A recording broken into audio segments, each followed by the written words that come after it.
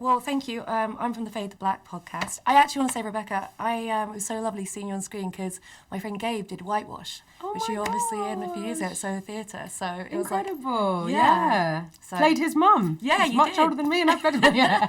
Love it. Thank you. Yeah, he's great. so Theatre, baby. Yeah.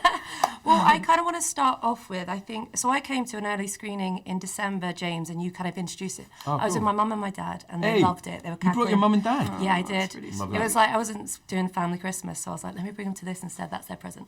But they loved it. But you said earlier on, you said there's a certain kind of stereotype of what people think a Scottish film is, and certainly the things you've been sent felt quite stereotypical. Can you talk me through a few of the kind of like tropey things that you're trying to avoid when making this film, and the kind of like annoying things that you get sent through the post? I don't think it's uniformly or unique to just Scottish film, right? I think it is unique to working class films from regional communities or lower income backgrounds throughout Great Britain, and maybe even throughout the world as well.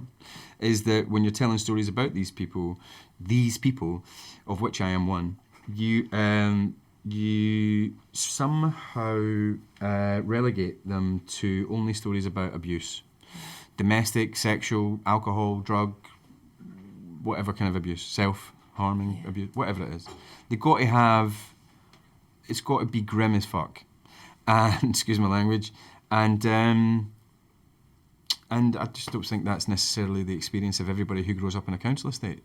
And so it was really important for me to represent people who come from a lower income background and still get to have an adventure on screen. Yeah.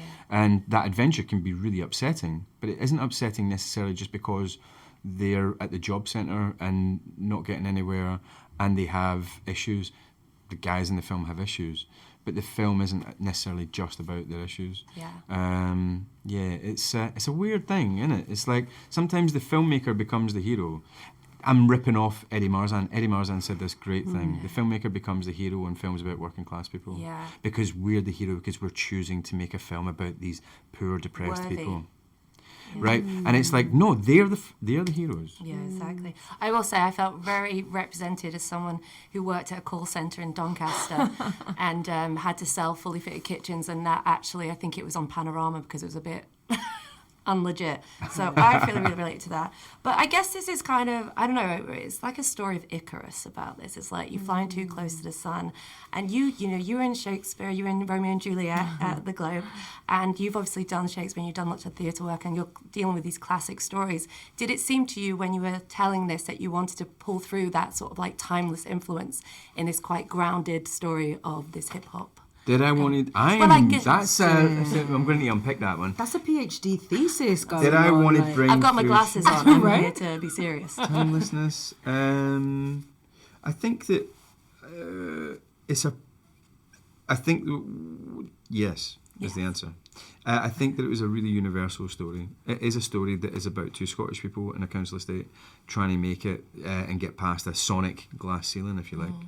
But I think that story is universal to the human experience, which is we have, no matter what you look like, what you sound like, where you're from, what your socio-economic background is, what your culture is, you will at some point feel like you're not allowed because there's something about you that's different. Yeah.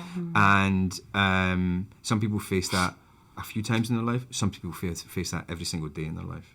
And so I think that that's what is fairly sort of fundamentally universal and classic in its story. I mean, it's a fairly tried and tested story. Yeah. A couple of guys try and make it and have to break down barriers and then ultimately come apart because they can't keep it together. Like we've seen that story before, but I've not seen a film. I'm not bigging myself up, but I've not seen a film like this come out of Scotland in years and years and years and years. And so it's about representing those people. Yeah. And I guess what I like is the intersectionality of it in that you've got these two white kids from a working class background, but then you have Tessa, who's a black woman navigating the music industry at a period where it's really difficult. So tell me a little bit about that performance and how you felt quite entwined with these lads' stories, but also what Tessa's going through at the same time. Yeah, that's such a good question. I think I've been thinking about how the fact that the film is set 20 years ago allows us to kind of have a look at the past and then be like, how much has really changed, I still feel like we are operating in a way in industries where people are experiencing that they might, it might be, an influencer or something might bring like loads to a brand because they're bringing their community with them, but then like how far can they really get within the company? How much returns can they really get? Like how much compensation can they really get for what they're bringing, which is culture, and cultural capital is so important. And I think like, what I really love about Tessa as well is that she is complex. I think she's been finding all these incredible black artists for the label, and like their label is not allowing those artists to progress. And she sees these white kids who do rap, and she's like, there's something in this for me too. Maybe this is my way to progress finally up the ranks, like I've been trying to do for years and years and years. So it's this interesting question about like exchange, cultural exchange, financial exchange. Like, what does Tessa get from the boys? What do the boys get from Tessa? It was really interesting. Like, I feel like the film kind of asks questions but doesn't answer them, which is like always a really exciting way to leave things, I think that's all the best films, right? Yeah, They're exactly. They're not supposed to answer the question. They're supposed to spark curiosity for you to do a bit more. Yeah, life is not neat, right? I got a tattoo the other day. I've got a few, but I was at a party and there's a quote by David Lynch. He's like, "The film is the talking." So I have that, and I feel like that's what films should be doing. The film isn't talking. The film is the talking. Yeah, because it's like films should all be saying something. Yeah, man. I'm really interested in your story though, because I read that you're on CBBC. Yeah, in an interview, you did CBBC, and then you did a bit of child acting, and then you left and worked in the charity sector.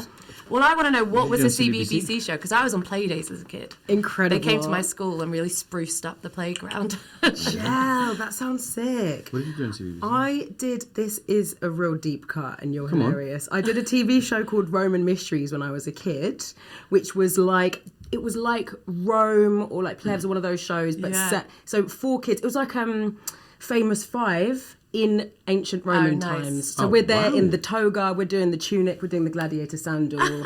There's gladiators, there's Mount Vesuvius, there's the scrolls. Wow. It was actually Were you really out there epic. filming in Italy? Mate, we filmed it in like Tunisia, Bulgaria, Malta. Oh, I'm half Tunisian, yes. Are you? Tunisia's sick. Yeah, I had such a good time there. Berserk, that's where we were filming. Yeah, so I mean that was kind of like real. I mean, I'd never done anything before. Yeah. My mum just packed me off to drama class after school because I had too much energy, and then But you did it for a while, and then you left and you worked in the charity sector. And I think you said you saw a play, and it inspired you to come back. I guess what was the reasoning for you to? Because you're kind of having your comeback in a way in the last few years. Of what was it about, I guess, starting so early on in your career that you were like, maybe I don't want to do this right now? It was more that like I was always very interested in stories and in storytelling and reading in particular. I love books. I love reading books. I found that they were like something that transformed my circumstances for me when I was younger, and so I felt that I wanted to keep reading, keep exploring them. I did some work in Glasgow when I was a teenager, and then I went and studied books. I studied literature at uni, and then I wanted to help other people discover their their love of reading and see if it could do for them what it did for me. And I found that I went to see this play, and I had never really been to the theatre as a kid, and I just felt that the experience that I had watching this play, the way that it introduced me to a different historical context, and the actors were just so amazing. I felt completely overwhelmed with inspiration, and I thought, look, this is my first love, and maybe that's my best way to inspire through storytelling. So yeah. I love it. And you directed as well. Is it Javert? Javert, yeah. Everyone tries. Javert. Javert? We've had so many. Javert. But I think you've said as well, James, that theatre has been a big influence in how you direct, working with Jamie Lloyd.